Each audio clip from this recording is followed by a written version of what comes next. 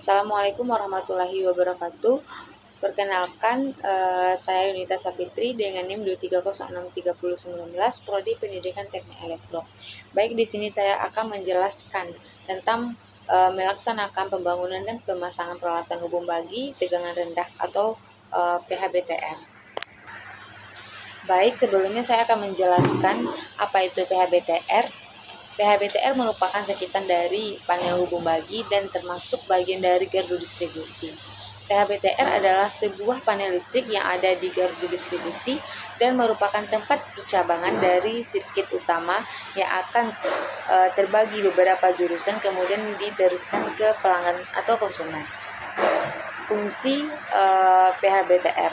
Peralatan hubung dalam PHBTR berfungsi untuk mengendalikan, menghubungkan dan melindungi sistem distribusi listrik tegangan rendah dan pengendali tenaga listrik dari sisi sekunder transformator menuju jaringan tegangan rendah atau JTR. Ada beberapa fungsi pada PHBTR yaitu sebagai berikut. Yang pertama ada penghubung.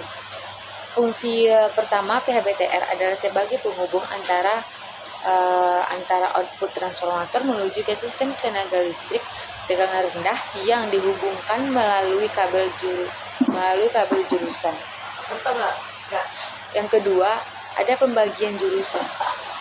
Fungsi PHBTR selanjutnya adalah tempat pembagi energi listrik menjadi beberapa jurusan dengan melalui rel tembaga pembagi yang ada di PHBTR.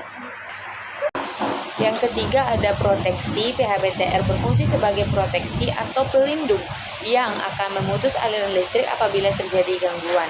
Komponen proteksi PHBTR adalah NH-fuse yang merupakan fuse lebur dan saklar utama. Yang keempat, pengendalian. PHBTR berfungsi sebagai pusat pengendali JTR atau jaringan tegangan rendah yang dapat menghubungkan dan memutuskan aliran listrik dengan cara mengoperasikan saklar utamanya. Pengendalian berupa pemutusan aliran listrik menggunakan saklar utama dilakukan ketika ingin melakukan perawatan atau perbaikan JTR. Selanjutnya ada pengetahuan yang dibutuhkan untuk pelaksanaan pembangunan dan pemasangan. Yang pertama ada pengetahuan komponen dan fungsionalitas. Ada NH-fuse, alat proteksi arus lebih yang melebur saat terjadi gangguan memutus aliran listrik ke jaringan. Ada rel tembaga atau busbar, distributor arus listrik ke jalur-jalur output dengan warna standar atau merah, kuning, hitam untuk fasa RST, biru untuk netral. Ada sistem pentanahan atau grounding, terminal pentanahan untuk menghantarkan arus bocor ke bumi dan mencegah sengatan listrik. Ada alat ukur atau ampermeter atau voltmeter membantu besaran arus dan tegangan secara real time. Ada konstruksi panel, material tanah, material tahan korupsi atau metal cold dengan tingkat proteksi IP Inggris Protection untuk mencegah masuknya debu atau air. Baik, selanjutnya pelaksanaan pekerjaan disiapkan sesuai SOP Starting Operation Procedure. Ada yang pertama persiapan sebelum pekerjaan itu. Persiapan sebelum pekerjaan itu terbagi atas dua. Yang pertama adalah pemeriksaan alat dan bahan. Pastikan semua alat pelindung diri, APD, dan peralatan kerja seperti obeng, kunci pas, dan insulation tester tersedia. Dan yang kedua ada dokumentasi. Siapkan semua dokumentasi terkait termasuk gambar teknik, manual, komponen, dan catatan pemilihan sebelumnya. Dan yang kedua ada pelaksanaan pemeliharaan. Itu terbagi dua, ada pemeriksaan visual. Lakukan inspeksi visual pada panel untuk mendeteksi kerusakan fisik atau tanda-tanda kehausan pada komponen. Dan yang kedua ada pengujian tanpa tegangan. Ada terbagi dua. Yang pertama, gunakan insulation tester untuk memeriksa tahanan isolasi antara fasa dan tanah. Nilai minimum yang diterima adalah 1 megaohm. Dan yang kedua, memeriksa kontinuitas sambungan antara busbar, NH-fuse, dan kabel jurusan. Pengujian tanpa tegangan ini juga terbagi dua. Yang kedua ada pelaksanaan pemeliharaan. Yang pertama itu pemeriksaan visual. Lakukan inspeksi visual pada panel untuk mendeteksi kerusakan fisik atau tanda-tanda kehausan pada komponen. Dan kedua ada pengujian tanpa tegangan. Itu juga terbagi dua. Gunakan insulation tester untuk memeriksa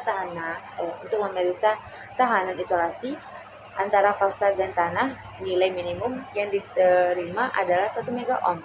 Dan yang kedua memeriksa kontinuitas sambungan antara busbar, NH-fuse, dan kabel jurusan.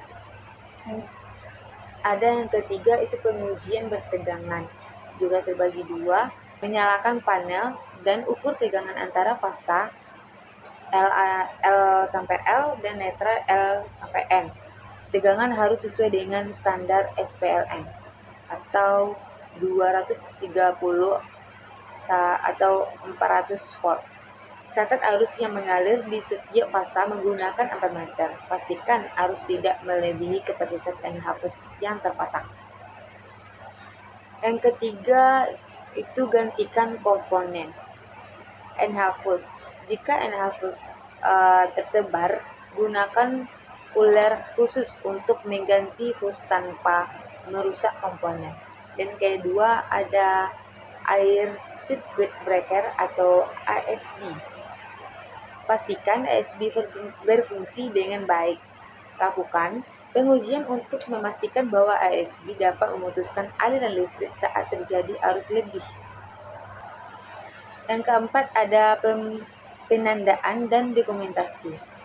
Itu terbagi dua. Labeling. Yang pertama labeling. Pastikan semua kabel dan komponen diberi label yang jelas sesuai dengan standar warna, atau merah untuk R, kuning untuk S, hitam untuk T, biru untuk netral. Yang kedua, catatan pemeliharaan. Dokumentasikan sesuai hasil pengujian, penggantian komponen dan tindakan lain yang dilakukan selama pemeliharaan. Ada yang kelima yaitu penutupan pekerjaan. Penutupan pekerjaan ini terbagi atas dua, yaitu pembersihan area kerja. Dua adalah laporan akhir. Baik, di sini juga ada alat kerja, alat K2, dan alat bantu. Alat kerja yang diperlukan dalam pemasangan PHBTR meliputi seperti obeng, kunci torsi, insulation tester, dan multimeter. Ada alat K2 atau kesehatan dan keselamatan kerja yang harus disiapkan meliputi alat pelindung diri atau APD, helm keselamatan, sarung tangan, isolasi, sepatu safety, dan kacamata pelindung. Dan juga ada alat bantu. Alat bantu yang diperlukan untuk mendukung proses pemasangan antara lain puller, lampu penerang, troli atau papan kerja. Baik, di sini ada bahan yang digunakan, ada peralatan listrik. Peralatan listrik yaitu ada PHBTR, MCB, MCCB, ACB, relay dan konduktor, fuse atau sengkring, busbar atau rel tembaga, lampu indikator, ampermeter, dan voltmeter. Ada kabel dan konektor. Ada kabel NYY, NYA, NYM, kabel power control, kabel grounding, skun kabel atau loop, terminal blok, dan konektor. Baik, selanjutnya masuk ke 7 bagian panel hubung bagi tegangan rendah atau PHBTR.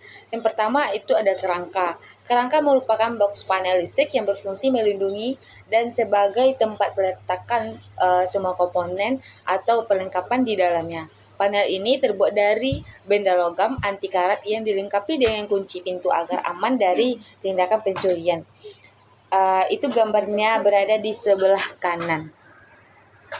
Yang kedua ada saklar utama. Saklar utama berfungsi untuk menghubungkan dan memutuskan aliran listrik dari output transformator menuju rel tembaga atau untuk pembagian jurusan yang nantinya akan diteruskan ke jaringan tegangan rendah.